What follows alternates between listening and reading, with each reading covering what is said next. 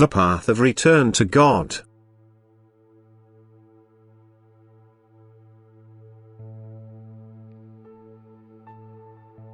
I will always come to meet you when you take the path to me. Believe me that your distance from me is giving me little happiness, although you humans should not imagine a concept of sorrow on my part either, but I long for your love, and as long as you remain separate from me I feel the absence of this love.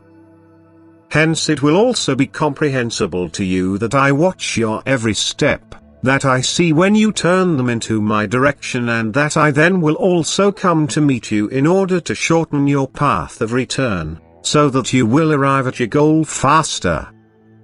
Even so, I will have to stop in my track if you come to a standstill yourselves, if you change your mind again or look back to the region you want to leave.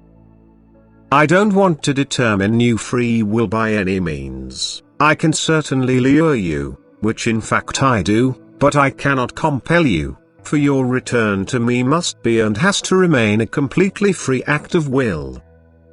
Yet you ought to know and believe that no thought of yours which applies to me will fade away or fail to reach its goal. And every such thought will be assessed by me as free will and appropriately rewarded by constantly staying near to you and doing everything in order to attract your attention time and again.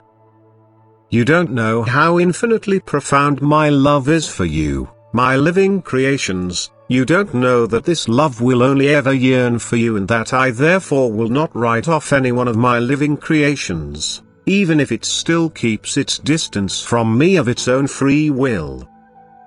Even then my love will still take care of it and try to approach it, but how much more so with a child which is and wants to remain my own, which just keeps looking sideways because it gets excited and attracted from all directions.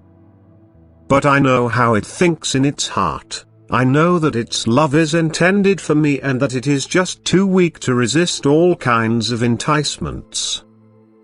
For time and again it will assuredly find its way back to me, it will remain on the path to me and will not divert from it either, since the longing of its heart applies to me alone. The path to me is leading steeply upwards, it is arduous. It just won't do that I should make it easy, that I should combine it with enticement, because this path should be taken for pure love of me and not for the sake of other advantages, which is only ever a hostile intention to attract people into taking other paths which will lead far away from me.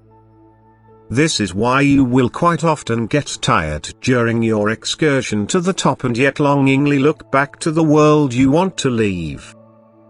And I allow this to happen but only for your own sakes, for every voluntarily accomplished ascent will have the most glorious results. I will come ever closer to him and he to me, and in my presence the human being will then experience the bliss which will compensate him for everything he had relinquished for my sake. And this presence should be the goal which you should pursue with absolute determination. You should not rest until you have reached me, but who will assuredly shorten your path by coming to meet you. Thus you will not be separated from me for much longer, as long as you only desire my presence and steadfastly continue on the path you have taken. Even if you occasionally find it difficult because you can't see any obvious progress and believe not to have climbed up even one step.